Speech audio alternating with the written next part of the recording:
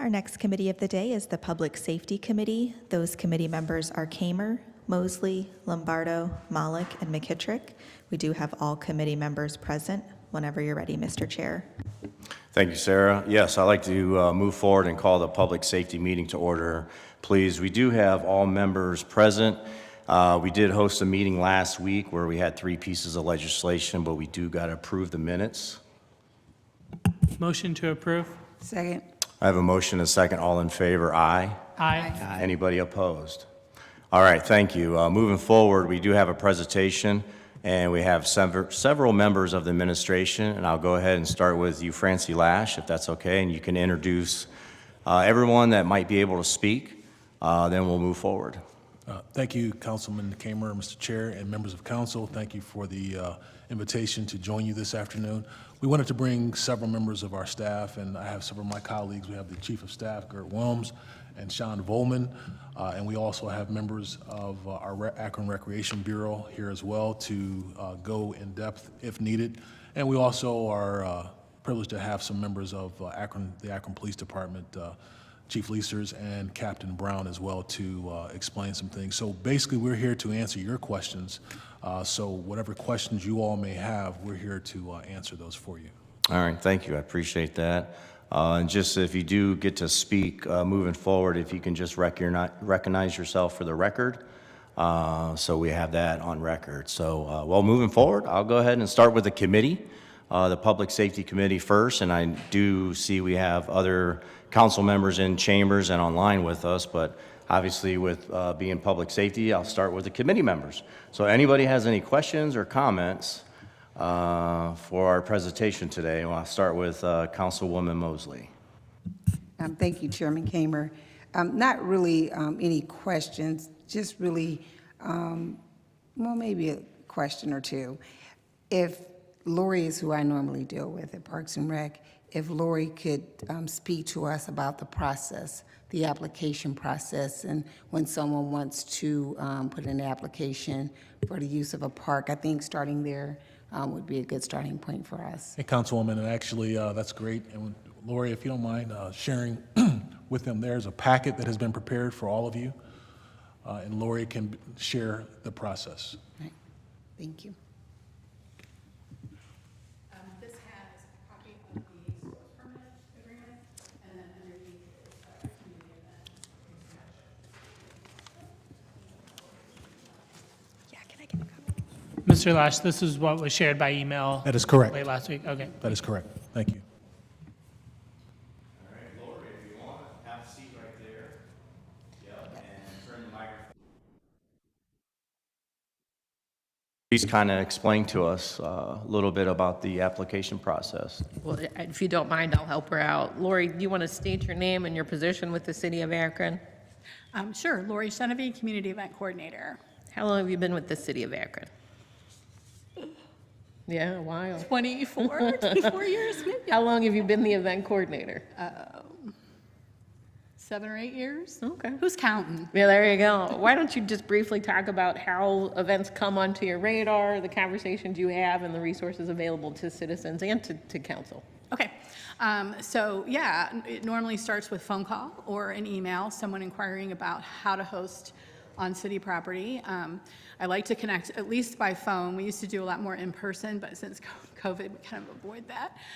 So we do connect. I talk to them about how I keep a schedule of all the locations, and the first thing is to pick a date and location, make sure we're not conflicting with anything. Once that's been established, then I talk to them about the community event application process.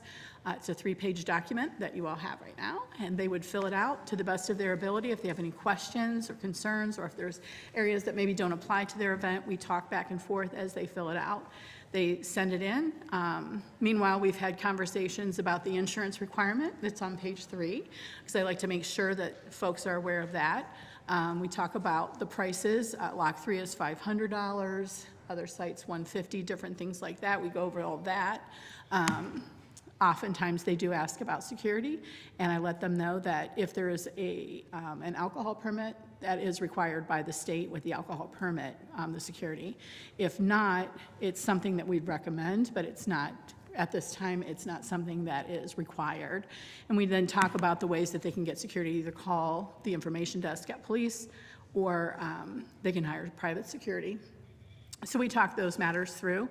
They turn the application in. I summarize it in an email. It goes to our Community Event Approval Committee. And if they have any questions, they come back through me. Once it's approved, I let them know it's approved, send them community event approval, which is like their permit to use the space, and has everything then spelled out on the approval. That's it in a nutshell. Any questions? Thank you. So Lori, in this process, can you speak to, these are just examples because of my work with you, the insurance process, because that's one of the things I think there's this gray area when it comes to the insurance when you're hosting an event at the park.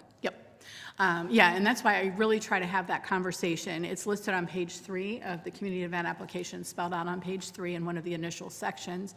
But I do know people are human and they sometimes miss things or misinterpret. So I like to make sure that they understand that there is the insurance requirement, because in some cases it's super simple. If you're an organized group, an organization, a church, a school, anything like that, it's usually easy to grab that certificate quickly. But if it's a grassroots group or an individual, it can be a little more challenging. So we talk through kind of different ways that they can obtain that. I always direct them to their personal insurance agent, and hoping that their insurance agent can either help them or guide them, point them in the direction of an agency that can help them. And I think Tara shared with me that you're actually able to Google it, and she was able to find it online, where it was easy for her to purchase as an individual. Right. And the last question, when I'm on page 3 of the application, I know that you have to go through the police department, the traffic bureau when you start talking about closing streets. Yeah. One of the things I think would be helpful on here would probably, I know there's the insurance clauses and the special conditions, but even an initial and a date box where it states that, where it says organization may be made responsible for some city services hiring police department. I think for me, once you hit a certain amount of people at the park, I think that should be mandatory instead of them having an option. And I think that's where maybe we had some issues over there during Juneteenth, because maybe they thought they had an option. I never see it as an option, but some people probably would. So maybe even saying that it's mandatory that they have police, whether it's Akron Police Department, if they have the bandwidth, or them having to hire private security. I think that would probably help a lot of the issues that we've seen happen over the years. I guess, do you have a number that you think it should be mandatory? Yeah. What is that number? Anything over 100. 100 people should be mandatory? Yeah. Yeah, because anything could happen at that point. For me, I just think of the safety of it. If I'm always going to get security, I don't care if it says there are only going to be 50 people there, I'm going to get security, because I just worry about something happening at one of these parks. But maybe a threshold, maybe a starting point, saying if you're going to have over 100 people in a park, it's mandatory that you have Akron Police Department or Summit County Sheriffs, because they can utilize them as well. But if we start talking about an alcohol permit, then that would change everything. I think if there's alcohol involved, they should absolutely have to have security, no matter how many people are going to patronize the event. And if the police aren't available? They should have to have private security. For me, I would cancel, but I can't speak for what other people would do. If I wasn't able to have a police presence there, I wouldn't go forward with an event without any kind of police presence. Whether, I mean, the sheriff's department, you can hire them as well, and I think a lot of people don't know that, or even a private security company. But I think when they submit that application, there should be an attachment stating that they are going to have some kind of security there and a contact person for the city, because anything could happen. I think it's just a safeguard for the city as a whole to make sure that there's some kind of security on those premises.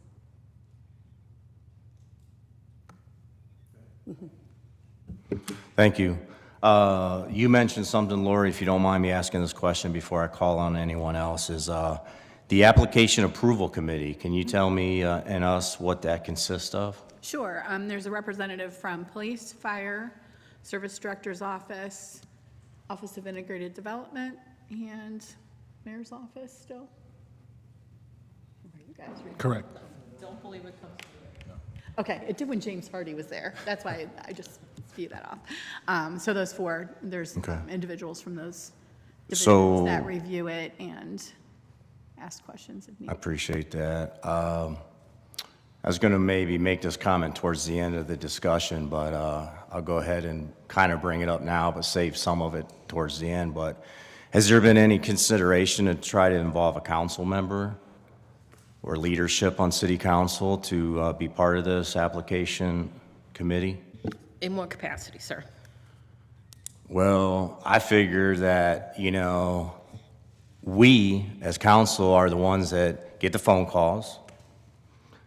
We're the ones that have to go on the news stations and get quoted in the newspaper articles, and obviously listen to folks that come down here and speak at our public comment period.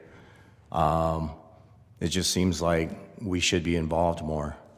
And what would be your criteria for accepting applications? I don't know. I don't have that answer right now. So I'm just asking that question. Lori, how many applications did we have last year and this year? About close to 200 a year. Were any of those applications turned down? There was one turned down this year. That was it.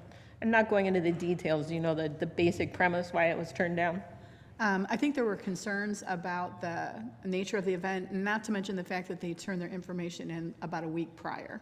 So there really was not time to investigate further and ask all the questions and get the answers that were needed. Okay. Police were kind of concerned. Is that unusual in an average year? Yeah, Okay. yeah. You've been able to work with most organizations and get their event? Yep, Okay. yeah. Thank you. I mean, I'll say this because I think I know where you're going with this, but my opinions. But we as legislators, this is why we're sitting here having this conversation, because folks are concerned in our community. Folks are concerned about using our parks. And if we continue with status quo, the last thing I want to do is really be in checks and balances, but we're the ones that get the calls. And we're the ones that's calling this meeting today to have this discussion about the safety in our parks. So, that's why I bring up that question about potentially another council person or someone from council. So I'm driving down South Main Street and I drive by the Firestone Stadium and I look over and I'm like, wow, there's a few hundred folks there. That's pretty nice to see the stands filled and hopefully people are behaving themselves and having fun. But I don't know what's going on as a city council person. I think when I was looking at, I did a request to see how many events were held in Ward 7 so far this year. And according to my calculation and my numbers that I came up with, and trust me, I'm no math expert, but 91% of those applications I knew about. So there was a small percentage that I did not know what's going on in my community in regards to the events that's being approved. Moving forward, I don't want to take up all the time. I have other guests that want to speak, other colleagues, but that's what I'm trying to get at. I just, when we get the phone calls, I'll just point the finger right back at Recreation and Parks. You, Francie? Mr. Chair, I understand your sentiment, and we have Melvin Blake here, who actually oversees, you mentioned Firestone Park specifically in the stadium. And Melvin, I don't know if we want to take a few minutes so he can kind of explain the second part of your packet. Would you like to do that? Well, let's kind of take some more questions That's first, fine. and then we can Fine. get into that first. I was just using that as a scenario, Sure. but I would definitely like to learn more, so Absolutely. yeah. I got Councilman Malik. Thank you very much, Mr. Chair, and thank you everyone for being here. I know this is a very serious issue and something that we all feel very deeply about. Lori, thank you for all that you do for the city. Just to, the chief of staff asked some of my questions, but you mentioned that security is always required when there's a liquor permit. As part of the permit, yeah. Yep. And I think in terms of notification to council, I think we typically do get notification in some circumstances, which I think is usually like block parties or when the street is being shut down. Our, council staff forwards an email and kind of asks for our input. Can you describe the situations in which we get that? Yeah, so block parties, it's a whole separate application, block party petition. Those are turned into my office as well. That's where the applicant fills out their desire, their location, the block they want to close down, date and time, and then they get signatures from all the residents that would be affected by the closure. They turn that into us, then we double check all the addresses, make sure we have a signature for each address, and then we send that out for approval to a committee that is comprised of almost all the same folks, except we do add traffic engineering and council. And so those come down through council, and then you folks have the opportunity to weigh in if there's any concerns on a block party. So that's where you would get those block party notifications. And who's the representative from council? It goes to Sarah. Okay. Yes, I forwarded on to the ward council person. Yep. And I think there's one on Melbourne that is happening very soon, and I didn't have any issues. Yeah. So that, though, is a different type of application Yes. dealing with the closure of city streets as Correct. opposed to public parks. Correct. Okay. So there is some kind of precedent for having that kind of input from council. Yes. So obviously, we all are aware of the shooting that happened at Lanefield. I think afterwards, there was some discussion in the Beacon Journal about the potential for the city requiring security for rentals involving youth sports. Mm-hmm. So can anyone weigh in on, is that currently a requirement? Is that something being considered? Where are we on that? Councilman Malik, we actually have been doing a deep dive into that same question. We Yep. met last week. We're discussing making that a requirement. We have not come to a conclusion yet because we wanted to allow other voices to weigh in. So we are considering that component. Okay. And just because we have the relationship already, Danico's been reaching out with a lot of the youth sports that he is already in contact with to make sure those conversations are taking place with the participants as well. Okay. And I think that makes sense. I think obviously there's a lot of factors that go into this, right? The availability of police officers, the availability of sheriff deputies, the availability of any armed security, and then the pricing and the cost, and whether that's onerous. I think this is related but somewhat different from my colleague Councilwoman Mosley's concern about large crowds, although obviously it's the same issue. I guess I know we're going to continue to discuss this, but I guess when it comes to large crowds, the sense that I get, and I was there at Juneteenth before the shooting happened, was that when you get large crowds, there tend to be some teenagers who end up congregating kind of on the outskirts of the crowd, and sometimes these teenagers are carrying weapons. And then if they see someone who's from a different group, or they see someone they have beef with, that could escalate. Does anyone have any? Is that a fair assumption? Is that a fair reflection? Okay. Okay, that's everything I have for right now. But I do. I think that requiring security for sports, I think there's that's definitely worthy of consideration. And I think requiring security at some level, I don't know, maybe it's probably difficult, but maybe I know the chief of staff asked how many applications, and there's about 200. I wonder how many of those are events that have over 100 people. I know it's hard to measure that, but it seems like once you get to a certain critical mass, that does need to be a requirement. That would probably be my opinion. So that's what I have for now. Thank you, Councilman. Committee members, Councilman McKittrick, please. Thanks, Mr. Chair. I don't disagree with Councilwoman Mosley's idea of possibly for large events having security there. My concern is, and our representatives from our police department can weigh in if they'd like, but these are usually filled by way of an extra job, a side job, rather than on-duty personnel. And so that's why we have the issues where we may not have people available.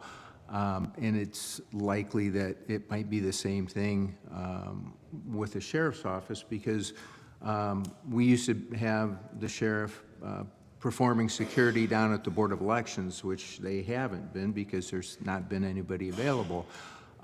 So if we're going with a private company, is there a vetting of these private security firms? Do they have to be licensed and things of that nature? Because if, you know, my preference is law enforcement, if they're going to be carrying firearms, at least someone vetted if it's a private security firm. Thank you. Just the extensive details on security firms, we have not gone into that. There are always considerations. I have worked on events where we have worked with security firms in the past that have now gone out of business because of staffing issues. So they are kind of in not the same predicament, but we've had to create new relationships because prior organizations we used no longer exist in this field. So definitely something to look at. Thank you, Councilman. Councilman Lombardo. Thank you. Just kind of taking off from Councilman McKittrick. So if these private security, actually our law enforcement officers here, if this is all, you know, kind of not overtime, but they sign up for it, and, you know, we don't have the police officers to fulfill those events, my question is, then what happens? The event get canceled, like the Pee Wee football game? I mean, and how do you let people know that, hey, the requirement is security, we don't have it, so no game? I mean, how does that work? Thank you. No, I think if it was made a requirement and that was not available, then yes, I think the alternative would be to cancel it. So there would have to be something in the contract to say, like, if there's no security scheduled for the Thursday before the Saturday game. Yeah, we would need to work, I mean, if we were to require it, we would need to work out a number of practical matters, I think. It's just not something we currently require, so. Right, okay. Yeah, that's just a FYI. But yeah, there would be a number of things to work out. Thank you, Councilman. I know some of my colleagues kind of touched on that they kind of support Councilwoman Mosley's initiative about trying to figure out if we can have security or off-duty police officers or something at events with a certain number, and I do agree with that. I think somehow, I understand police are short-handed. I definitely, and I would love for them to be in my neighborhoods patrolling my streets more. And I understand we have a staffing issue, but we have to come up with something. We're living in different times, okay? I mean, we're definitely living in different times in regards to the events that are in our parks, in our communities, and we have to make sure people feel safe. I have this conversation with a lot of people that are unsafe. They don't feel safe going to Firestone Park anymore. Or Heinz Hillcrest Park, and those are my two biggest parks, but mostly Firestone Park. So that's why I'll say I'm in line with my colleagues here, but I understand that security firms might not want to step up, police officers might not be available, but obviously the city has to really think about how we can make sure our parks are safe. So, Councilwoman Mosley, did you have something else? Just briefly, I know when we keep referring back to our football organizations, my understanding that the Pee Wee organizations, it's in their bylaws to have security at their games. I go to their games on the weekends because my grandson plays. There's always an officer there. I always see Officer Jones there and another officer there. But I will tell you, one of the games I went to, there were hundreds of parents, onlookers there, and I seen one officer. And in my mind, I was uncomfortable for her because for me, if something was to happen, how was she alone going to control that crowd? So just something we need to just really think about. I know we are short-staffed. I know we have our resource officers, and thank God for them because they covered my Labor Day event. Something we really have to think about. And I know we have the traveling teams, and I think that's where we had the issue at Lane Field. These weren't the Pee Wee teams. This was a traveling team. But it shouldn't matter. They're still our kids. And we need to make sure that there's safety nets there for them, even if it's us having them play inside of an enclosed arena that we can control instead of them just being out in an open space. Maybe that's a thought if we are having staffing shortages until we can figure it out, until we can get the rank and file where it needs to be. Those are things that we can consider. And as Lori mentioned about the application, there's been things in my application that have been denied. My whole application wasn't denied, but there were things in my application that they called me and said, hey, Tara, we don't really want to close that street down. We may need a paramedic to come down that street. And I understood that. And I said, that's fine.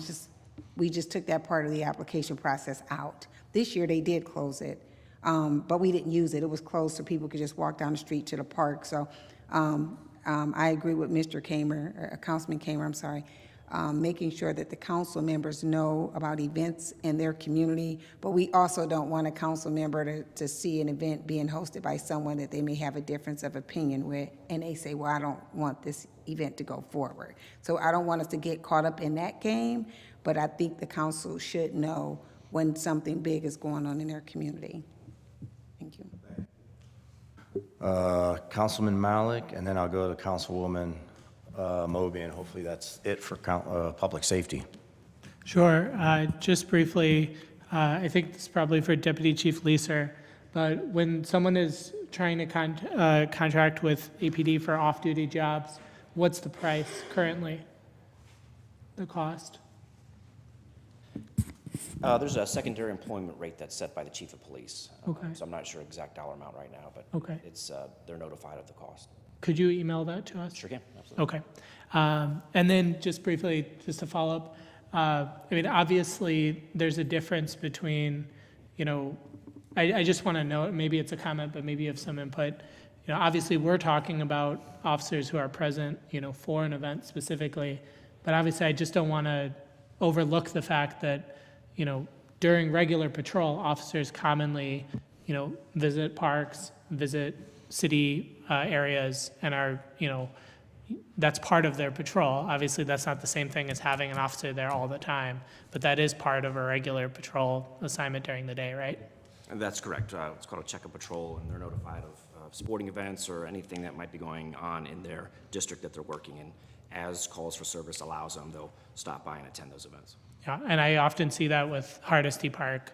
Often officers, pull in there and do some of their reports and, are kind of generally present, and that's helpful. And I'm not saying that that's a replacement for having an officer at, a large gathering, but I just want to note that because it is part of the overall picture. Thank you. That's correct.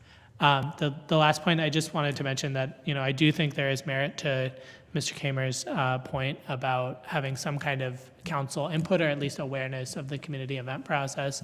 I totally agree that, we don't need council members,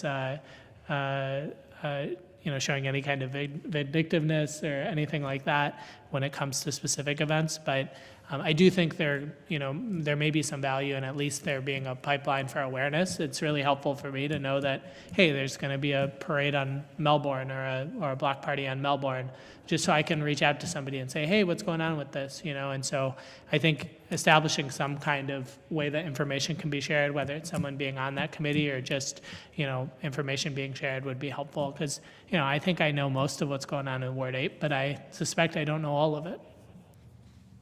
Thank you, Councilman. Councilwoman Mobian, and I do see Councilman Neal's hand up. Thank you very much, Mr. Chair.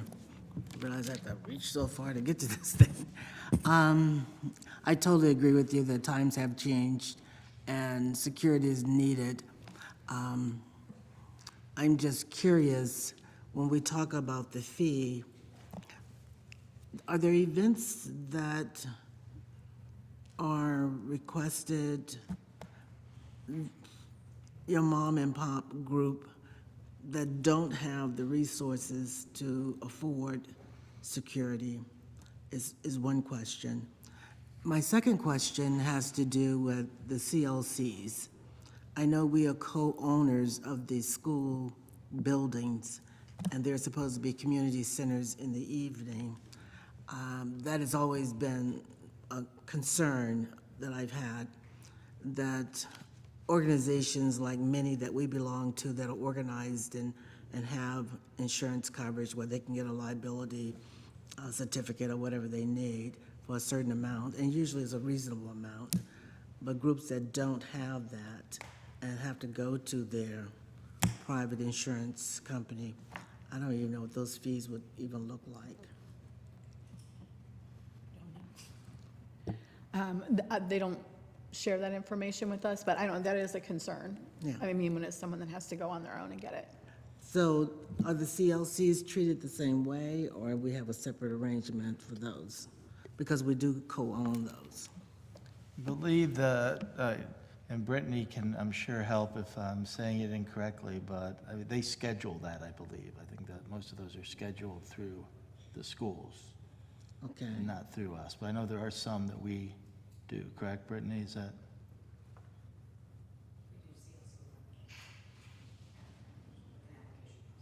Okay, so we take care of the scheduling? After. Okay. Okay. Is it a packet similar to this, and they have to have their own security and everything as well? Okay. And that is another concern, and I don't know how we address this. I know it's something that we've been talking about for years now. How do we come up with some type of process whereby these buildings are affordable and used by your everyday citizen who may be interested in holding an event of some kind? Because when we sold this model to the citizens, we didn't talk about the fee and the legal and the security coverage and all of that at their expense. I think we gave people the impression, and I was one of those individuals who did the campaigning for this, that there were schools by day, community centers by night, and the average citizen could use them. And we know that they're not being utilized as much as possible. But again, a lot has to do with the insurance coverage and probably now security. Now that, and I think security has become more of an issue of late. So, anyway, just something for you to think about, but that is a real concern. Thank you very much. Thank you, Councilwoman. Councilman Neal? Thank you, Mr. Chairman. To speak to Ms. Amobian's point real quick, John Valley was working on a blanket insurance policy with the school. If we can possibly get an update on that, that has been something that's been worked on going back to when we, that was one of the issues when we had our joint meeting with the school board. So if we can get information, if we have to reach out to Mr. Valley, but he was working on a blanket insurance policy for the CLCs. That's to Ms. Amobian's point. I agree with my colleagues in regards to council members being made aware of events that are in their community. I don't think we have to reinvent the wheel. We could just extend the same process that we would do for block clubs. Block clubs are a lot smaller than these other events, so it just makes sense to use that same process. In regards to policing, I'd like to know if we have a vetted security. Someone else asked us, do we have a vetted security list that we can reference people who hold events in our parks to make sure that those persons that are providing security are aware of our city's policy and even have relationships with our city's police force. I mean, we have vetted lists to dig ditches and dig holes and to cut grass. Only makes sense that we would have one for policing. And I want to extend this. The question was, what do we do? I served on the Akron African Festival and Parade when it was at Lane Field and was a part of that committee for about 10 years or more. At that time, we had police, but we were going to Cleveland to get men to come to the community to supplement what the police couldn't provide. I reached out to them and said, we have men in the community. Those men have been providing security since the festival at Lane Field, even to the point now where it's at Lock 3. And if any of you are familiar with when it was down at, well, we didn't call it Lane Field, then we called it the Sand Pile. That event was huge, thousands of people there. And men from the community coordinated with the police to provide security. At these events, this is where we're supposed to have a park ambassadors program. I don't know where that stands, but I would ask us to take a look at expanding that and including men in the community who have relationships with the city's policy, understand the city's policy, the Park and Rec Department, and the police department to provide policing. I'm telling you something that works because we did it for years down at the Sand Pile. So this isn't something that we don't have any idea if it works. Men in the community provide it for years. And again, if you all remember how the festival was down at the Sand Pile, it was larger than any event, community event that we have anywhere else in the city outside of possibly down at Lock 3. I would also like to suggest the school system has officers that are in the school. It would be good if we talk to them for some advice and guidance because they are the ones that have the relationships with these young people. You cannot go to a city football event or basketball event and there not be officers there. They can help us know how to coordinate. I saw personally where they were at an event, they knew who the children were that were potential troublemakers. They knew the different folks in the crowd. Those people can help educate the community on how to better police. Last but not two more things. One thing that was mentioned, a group from Cleveland was looking at our park policy. I know we used to, we don't any longer. We don't require that folks that have an event have first aid stations. We may want to look at making sure that first aid stations are a part of our permitting process. Not for, of course, if something horrific like happened at Lane Field or Hawkins Park, but we have a lot of folks in our community with health issues as well. And to your point, some of these events, if something happens, it can be hard for our first aid people, our medical people to get to them in a timely manner. But this is the last thing, and this is why we're having this conversation. My concern is that where we are right now, we understand that we have a youth violence problem. We have heat maps that tell us where these hot spots are. And I just find it challenging that we know about this. We know the demographic that has the most challenges. And here we have events that are taking place and we don't require security. That's what's challenging to me, that we don't require security. And perhaps the event at Lane Field could have been prevented because after the child was shot at Hawkins Park, I asked every meeting after that if we could look at our permitting process. And today, September 18th, we're taking a look at it. And I don't think we've still made it mandatory.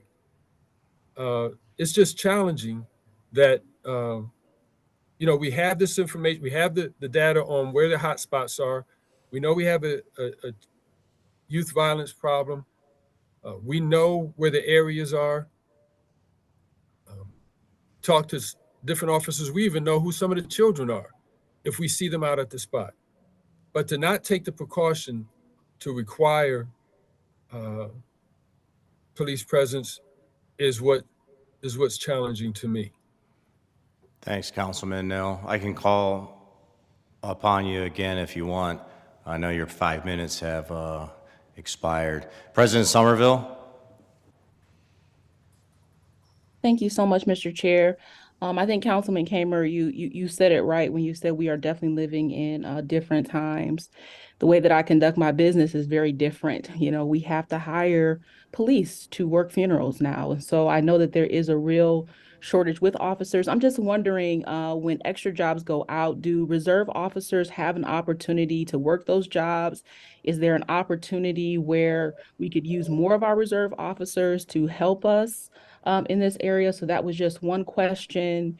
And then another question or a thing that I would like for us to think about or see doing is providing some type of active shooting training, to some of our football teams and things of that nature when they find themselves in a situation like that. How do they act accordingly? How can we make sure that our young people are safe as possible? So just a couple ideas. Thank you, President Somerville. Councilman Fusco, did you have something? Come on over.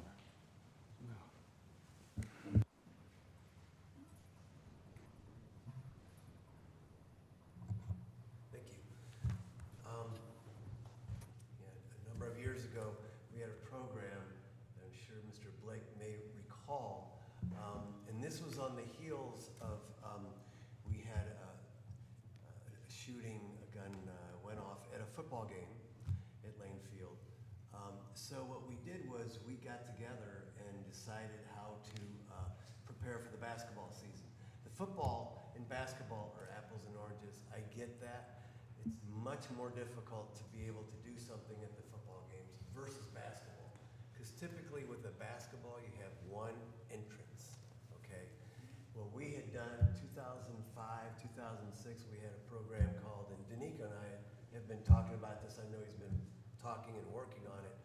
But what we did was we had, I think we called it Akron Basketball Plus. And what we did was it was not only wanding everyone that came to every game. We had 2 officers there. The parents knew that going in. They knew what to expect. So everyone was wanded. Are you hearing me okay?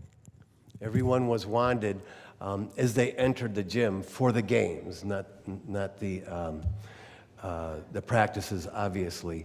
But it was not only that piece, but there was a number of other things the Recreation Bureau was able to do at the time.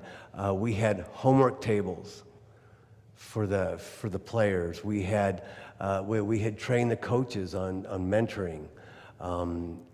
There's a number of things that can be done, not only that security piece, but I believe that there's other things over and above that ought to be done, but there's unique challenges in an outdoor atmosphere, obviously, versus an indoor atmosphere. That program was successful, but shortly after we brought that in, I believe we increased rates a little bit to cover some of the expenses, which goes back to all these ideas are great, but it falls down to, not only demand for people to cover, police officers, but cost. At the end of the day, it always comes down to that. But it fell on the recession shortly after we started this program, which was, the parents knew going in, there was certain expectations for the children and the parents. We'd have a pledge before every game that, it's just a game. It's not the NBA or what have you. And the availability of the homework tables, there's all kinds of different things. And I know Danico's working on that, a lot of that type of thing, but I believe that's another direction that we could discuss and pursue as well. Thanks. Thanks, Councilman. I did have Councilman Malik and then Councilwoman Mosley next. Thank you, Mr. Chair. I just briefly want to ask about another kind of road we could go down, but it's related, so just slightly. But Ms. Schmokel, we talked a little bit about the CLCs. So do we know roughly how many applications for CLC rental come through the city every year? Would you? Okay. And then are there circumstances under which security is required? Okay. Could you talk a little bit about that? You probably have to speak into a microphone, Brittany. Thanks. Really, it comes down to the contract process and with APS as well. So there are some circumstances where security may be required, but not all the time. Okay. Could you share any details you have with us by email when you share the information about the number of events? Yes. Because I think it is similar. So, thank you. Thank you, Councilman. Councilwoman Mosley. Thank you. it's just some things to also think about as we're trying to right-size these efforts. I know it's $40 an hour for an off-duty officer, and that may become costly to some people who want to hold an event, but it has to have some kind of requirements in there. I understand it's $40 an hour if the officers are available. I just think in order for us to safeguard our parks and our CLCs, in some cases, this has to be mandatory. I know our reserve officers, they're only part-time, and maybe somewhere in a collective bargaining agreement, we can work out where maybe we can reach in and use those reserve officers for these events. I think that would help offset us not having enough officers if we're able to utilize them for these community events, for the football games or for a community, something at the park or what have you. I think that they could be a caveat to the shortfall until we're able to offset us not having enough officers. Because the cost, it can get up there. I get insurance for every event I have, and it costs me, I have $1 million per occurrence policy. It costs me $300 every time I have an event, sometimes a little more, but I always have to put in how many people do I anticipate going to be at that park. Now, this is where we may have to pay attention to the applicant if they put on there like 30 people, but they know they're going to have 300 people there. So their policy is lower, so they may try to circumvent paying that amount. I don't mind paying a higher amount because I would rather be safe than sorry. So those are one of those things that we would probably have to take a deeper dive into, unless they're using like their home insurance, which I would never do. I always just use an outside source for mine. So those are things I think we need to think about, especially now we talk about maybe involving counsel in the process, because if you're paying for those insurance policies, they're not refundable. So say you pay for it and it comes to council and you have a council member like, I don't feel comfortable with this. Now we're talking about a person who's now losing money on the back end of things. So there's a lot of things and pieces and parts to this that I think that when changing these policies and looking at them where they safeguard our community, we need to make sure that we don't put a burden on the person who's trying to hold the event in the right way. Thank you. Thank you, Councilwoman. Councilman Malik. Thank you. Just briefly, again, it's been mentioned by two council members. Deputy Chief Leeser, could you just talk a little bit about how reserve officers are used and how many reserve officers we have right now? Just an overview. Yes, so reserve officers, and there's approximately 40 reserve officers, they are used to cover events. They are eligible for secondary employment with a regular officer as well. Every church, every funeral home, every grocery store, every parade, AMHA security, every football game, there are hundreds and hundreds and hundreds of events. And so it's just we cover what we can cover. It's usually on a first come, first served basis, but they are fully invested in secondary employment as well. Is there a limit on how many hours reserve officers can work? Yes, 40 hours. Okay. And I guess what's the purpose for that limit? Well, with anything, if they work another job on top of that, so we don't want anybody that's exhausted, working, tired, and be in that kind of situation. Okay, thank you. Thank you, Councilman. Before I turn it back over to Mr. Lash, in case there's anything else, I just want to say, in case these are my final comments. I look over at the rec and park individuals, and I've had an awesome relationship with all you folks, Melvin, Brittany, Lori. Have nothing bad to say about any of them, especially Lori. I always put Lori at the front because her and I first started working together when I was a community advocate back in like 2008. But so, you know, this meeting's not about you folks maybe doing a bad job or anything. It's just we got to do something different. We have to move in a direction where our city is safe, our parks are safe, our community is safe, and even if it's like President Somerville mentioned it, even if it's trying to reach out to these organizations and organizers and making them step up and educate themselves and educate the folks that are using the parks or our facilities. I think, I'm correct if I say this, Councilwoman Mosley and I are probably the two council members that probably hold the most events in our community where we co-host or host them alone. And that's the number one thing I think about all the time is safety. That's the first thing I start trying to do is so people feel safe coming to my events, you know, and feel safe going home, and hopefully there's no problems. You know, like right now I'm organizing a couple events coming up, and that's the last thing I want is somebody to get hurt or feel unsafe or tragedy happens. So yeah, moving forward, if these are my final comments before I turn it back over to the administration is, you know, we support you, I support you. We're just asking, hopefully we can, you know, go back and try to come up with some good, solid plans moving forward, see what other cities are doing, and see how we can, you know, make our parks safe and everyone to feel good about going out and participating in Pee Wee football and all these little festivals and events we have. So that's that. Did you tap? Yeah, Nancy. Oh, sure. Councilwoman Holland. Thank you, Mr. Chairman. I just wanted to pose a question to Deputy Chief Leeser. In all of our conversations, I think it's pretty evident that there's a shared feeling that there's a need for security at these events and at different kinds of youth sporting events at the parks. And so I think that what I'd like to hear is Chief Leeser clarifying for everyone that under our collective bargaining agreement here in Akron with our police department, and as things exist today, that we don't have what's often referred to as mandatory overtime. Isn't that right, Chief? That's correct. And Are you so, overtime where we would mandate somebody that you must go work an event? Is that what you're? yeah. No, we don't have that. There's only certain So- events the marathon is one of them that we do mandate overtime. Okay.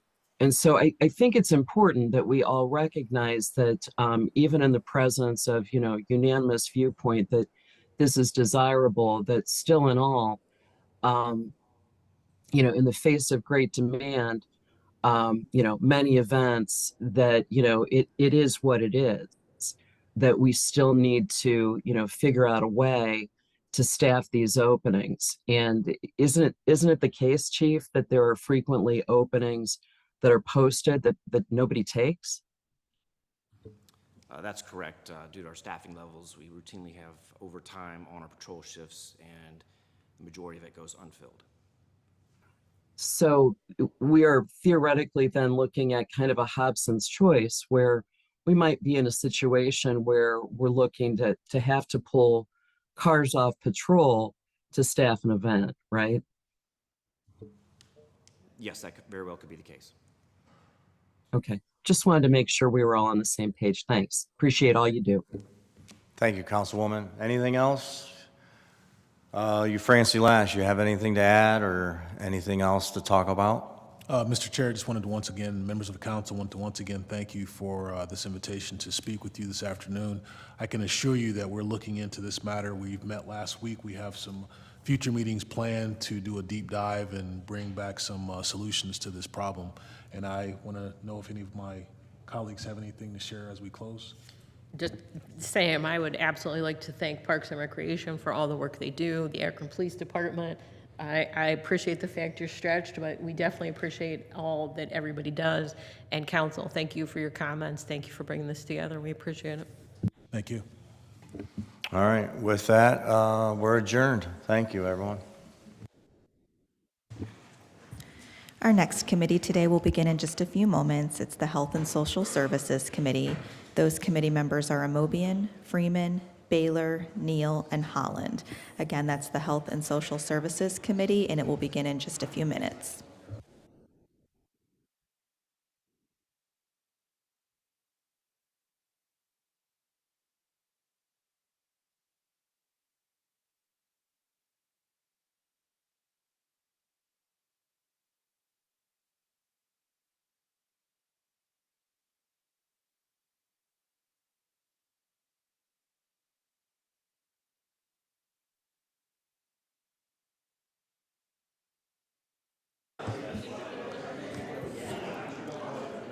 We're going to call the Social Service Committee meeting to order in a minute.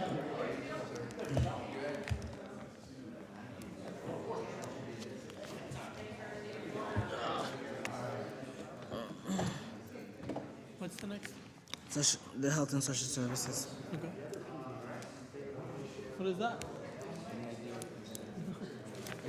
It's just the old fire itself and the real leery about it.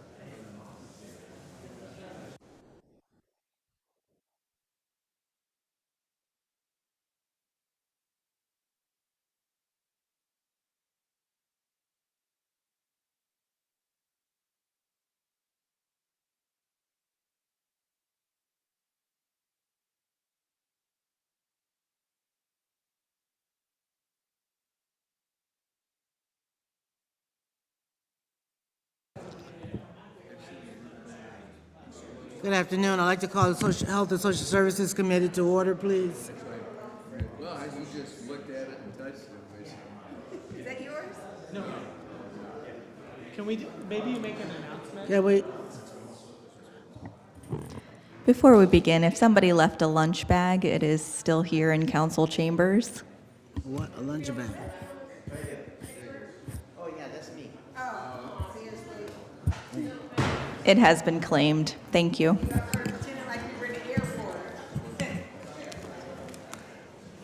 So, Brad, that will be $40 an hour. I left this here last week. Hey, I owe you. Madam Clerk, can we do a roll call, please? Sure. Amobian, Present. Freeman, Baylor, Here. Neal, Here. and Holland. Aye. Councilman Freeman has joined as well, so you have all committee members present whenever you're ready. Okay. May I have a motion to accept the minutes from our last meeting, please? So moved. So moved. Second.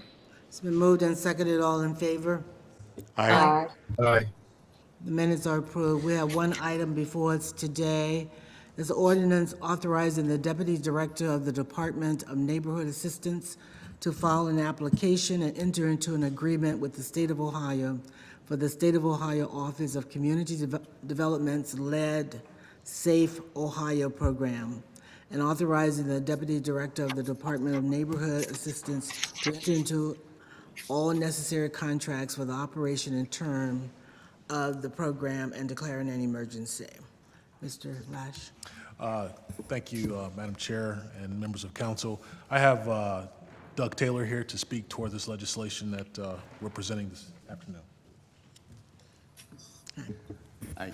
This is a grant that's being offered for $1.8 million from the state of Ohio to help do lead safe work. This is going to be a little different from programs we've done, the current program we're doing.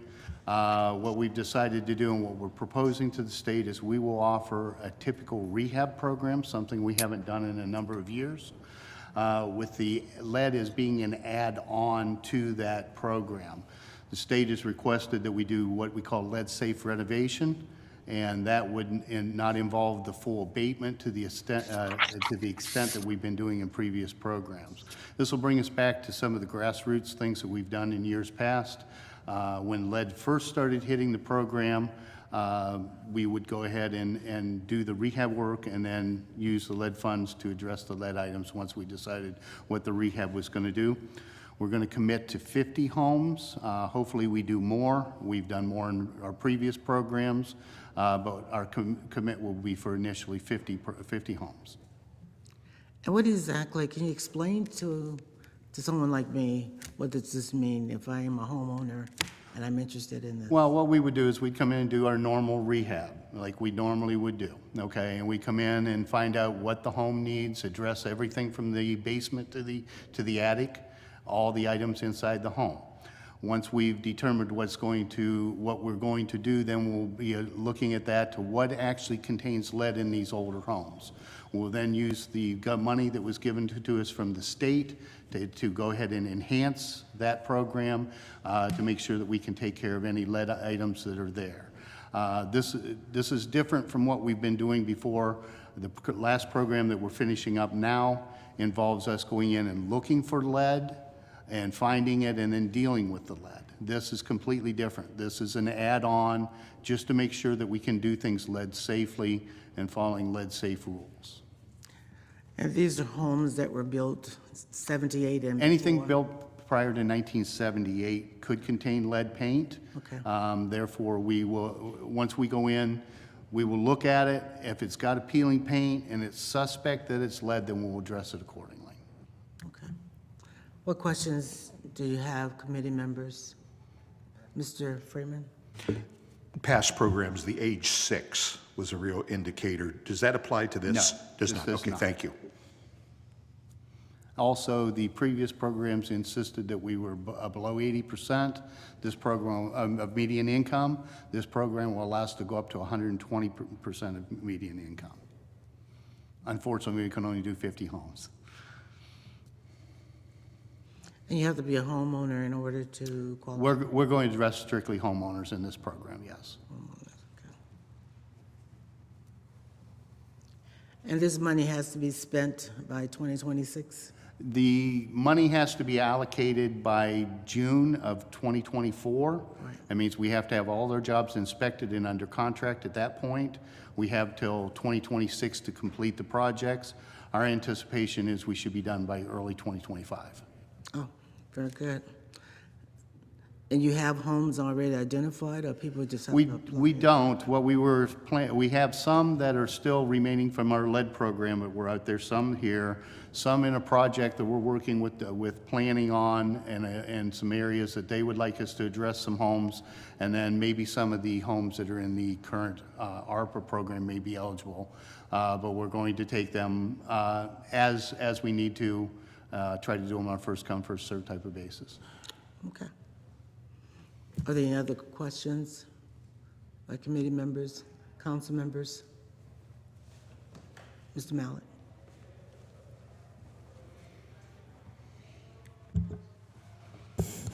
Thank you, sir. So given the last question about how we're going to identify the homes, is it likely that we will identify the homes through existing homes that need to be targeted versus having an open application process? Well, we've entered into some, with planning has entered into some agreements to work in a couple areas, Summit Lake being one of them. I know that they would like us to do a few homes in there. So in cooperation with the planning department, we're going to address some of those homes in that project area. We also will have some remaining lead cases that are here that may not have qualified. They may have been over income.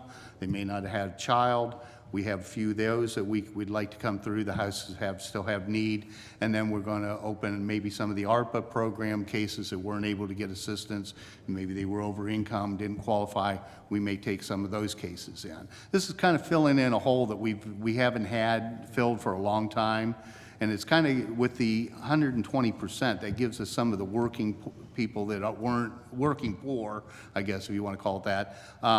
They haven't been able to receive assistance for our programs because it's all been below 80% of median income. So we're excited about taking on some of these upper houses also in there. No, absolutely. I mean, there's significant need even above the income thresholds that we've seen with ARPA and other programs. So I appreciate that point. Thank you. Mm-hmm. Councilwoman Mosley?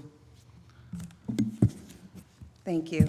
I received a flyer from the Ohio Department of Transportation, I believe. I'm assuming these are the same lead funds that they've been distributing. Under here it says that it's House Bill 45, not 458. Is that a different allotment of funds? I'm not sure what would this say what the House bill was? Do you want to just send us that email and we'll take a look at it and let you know? Okay, yeah, because it speaks to how the $100 million is going to be allocated, some for lead services, some for training. Correct. So this is the same, I'm sorry, not to explain a little more. Yes, this is pretty much the same program. It was $140 million was distributed. Some's going to be for training, some's being for liaisons to work with them. Some is going to be put into some other fields there, but there's 100 million been designated to come out for this program. Right. 3.8 million, I think, is to the county, of which we will receive 1.8 of that million of that money.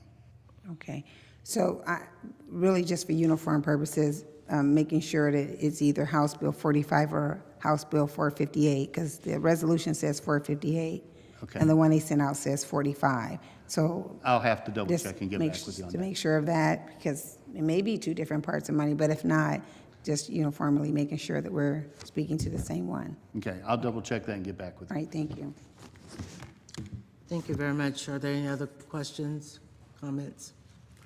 Seeing and hearing none, may I have a motion? I'm assuming you want this to suspension of the rules? Well, we need to apply for it, so we're asking that we can make the application. Sure. May I have a motion with suspension of the rules, please? So move. Is there a second? It's been moved and seconded. All in favor? Aye. Aye. Opposed? All the motion passes. Thank you very much. Thank you. And that's all we have for this committee. I don't know if you want to go.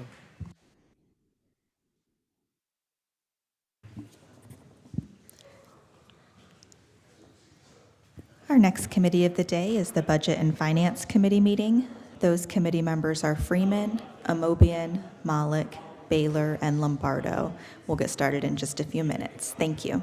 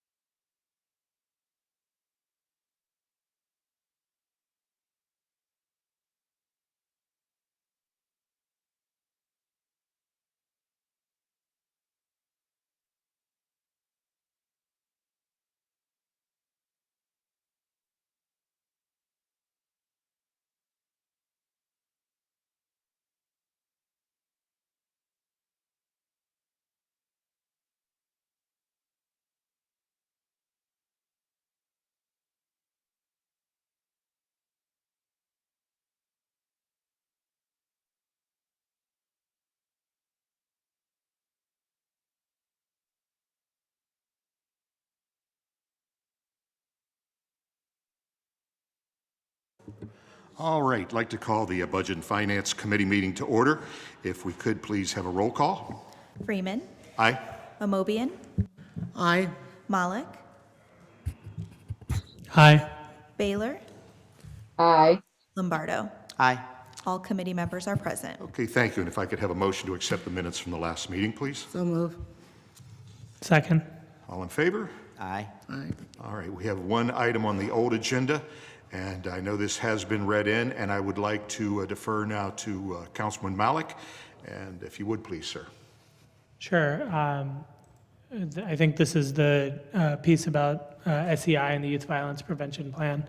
I did have an opportunity to sit down with David James and with a number of SEI staff and talk about this, and I felt like they do have a pretty significant plan that they have in place in terms of evaluation. I know there were a number of questions and concerns, so I guess for my part, my questions and concerns were addressed. I know this is a multi-year contract, but it's renewable, so if it's not working, if it's not moving forward, we would have the ability to not move forward after the first year. So I guess my only question was whether any other folks have current questions that still need to be addressed. Okay. So questions or comments from committee members? Ms. Amobian? I had some concerns. I didn't get a chance to talk to, is there an urgent need for us to pass this today? And I assure you that I will talk to the person. So, Councilwoman Amobian, the urgent need is that they have already begun to do work. How many people have you guys, how many organizations? 11 thus far. So she's already spoken with 11 organizations and started to put together the logic model to help them move forward. So it would be. So you have a person who's working without a contract that's doing work that we need to ratify? Is that what you're saying? Because essentially that's what you're saying. Yes, that is is that you've already entered into the work with the person. I think we made that clear when we came here the first time. I didn't hear that part, I'm sorry. I do have concerns. I'm sure you have the votes to pass it, so whatever. Any other questions or comments? Okay, do I have a motion? Oh, yes, Mr. Malik? Yeah, I guess just speaking to Ms. Amobian, would it be helpful if you had a week to go and sit down and talk with the folks at SEI, or do you think that would be helpful in informing your decision, or?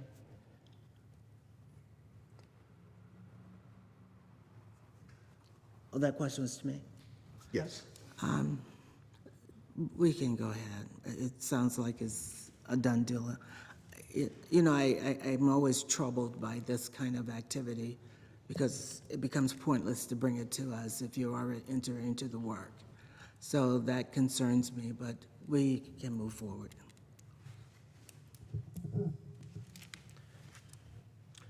I would make a motion for approval with suspension of the rules. Second. The motion and a second. All in favor, please let it be known by saying aye. Aye. Aye. All right, thank you. Pass that out. Our next item is an ordinance authorizing the issuance and sale of notes of the city in the maximum principal amount not to exceed $5,200,000 to retire the city's $5,013,712 taxable economic development revenue notes series 2022 AES system improvement projects previously issued under Section 13 of Article 8 of the Constitution of the State of Ohio and Chapter 165 of the Ohio Revised Code and declaring an emergency. Thank you, Mr. Chairman. So this is the renewal of a one-year note that we originally issued 3 years ago, and this is for improvements to our STEAM system. So we're going to roll this note one more year, although it's likely that I will incorporate this into our long-term financing that we do later this year. So even though this allows for a one-year note, it will be callable at any time, so it's likely that we will incorporate this into so it's not a separate piece, it will be part of our various purpose issuance at the end of the year. Do we retain the interest rate from whatever 2 or 3 years ago, or is there a new rate? No, that resets every year, so it is higher. Now, we are buying this note inside, so in a sense, we're paying ourselves for this, because it's only a $5 million note. But again, this is something that we'll incorporate into our long-term financing later this year. we'll see that in the budget. Correct, yeah. Okay, very good. Okay, I'd open the floor for any comments or questions. Looking around here, do not see anything. Oh, look at that. Do not see anything. And we would like to pass this tonight if we could. Yeah. So move. Have a motion for suspension. Oh, you have a question, please? No, I was just. Okay, so motion for suspension of the rules from Ms. Abobian, I believe? Yes. And then there was a second from Mr. Malik. All in favor, please Aye. let it be known by saying aye. Aye? All right, we'll see that that's passed Thank you. up as well this evening. Thank you, each and every one of you, and we will see you tonight. Thank you, committee. That is the final committee meeting of the day. Council will meet at 7 p.m. tonight. Thank you. Hey there, Councilwoman.